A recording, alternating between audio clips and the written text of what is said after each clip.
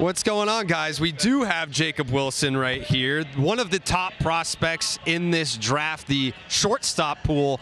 Speaking of pools right now, we were just talking about you and your dad and how he's a former big leaguer, and I was trying to relate to it. I asked you how excited you are, but then I'm trying to put myself in his shoes. How excited do you think he is, knowing that his kid is one of the top dogs right now?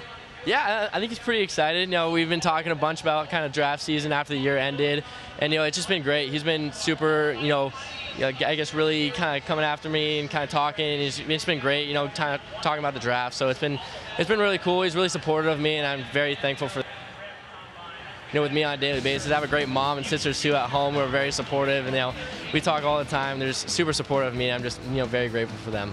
How cool is it to have that built-in coach? Like, your dad was an all-star in the big leagues for the Pittsburgh Pirates, and you get to grow up with that. And how much of his knowledge did you take, and how much of it, because we know how kids can be sometimes. I'm sure sometimes you're like, Dad, I got this, I'm going to figure it out. What was your dynamic growing up and having him as a built-in coach like that? Yeah, I was very thankful for, what he's been able to give to me in my baseball career. I was a little stubborn when I was younger, that father-son stuff where you just, Dad, stop talking to me. Like, I got it. I can do it. Yeah.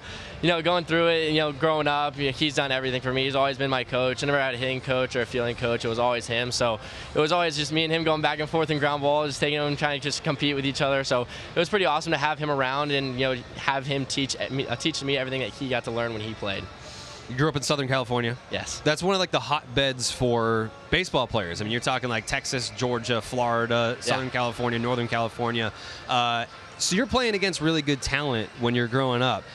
At what point did you realize, like, hey, I'm not just as good or better than the kids that I'm playing with out here, I'm kind of really good when you compare it to the rest of the country? Like, when was that moment for you? I think that moment for me was really last year with Team USA, going out there and I was the mid-major guy. No one really knew who I was just because I was from a small school. But going there and being able to compete against those guys, being able to fit in and actually look the part was pretty special to me. It was something that I'll look back on for the rest of my life. But that was the moment I realized that I can do this. This is something that I want to do.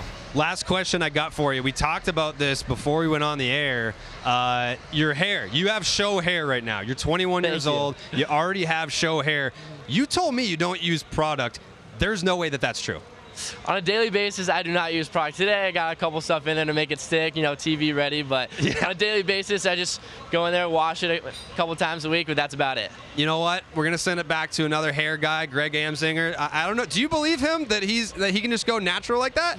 It's to be so young again, Jared. I believe if we had the same flow, we let it grow out when we were that age, it would look similar. But he definitely has that hair gene. There's no doubt. He really does. It's plus show. It's an 80 grade. Oh, no doubt. No doubt.